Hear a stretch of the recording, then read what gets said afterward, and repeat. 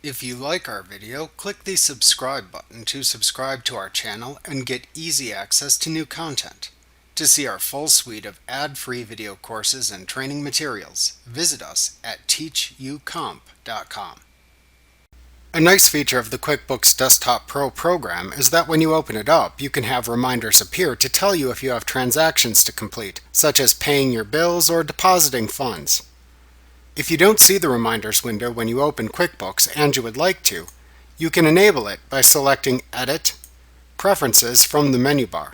Then select Reminders from the list at the left side of the dialog box, and then click the My Preferences tab at the right side of the dialog box. Check the Show Reminders list when opening a company file checkbox, and then click the OK button to enable that feature. Remember to click the subscribe button to see more of our videos. Get ad-free courses at teachucomp.com.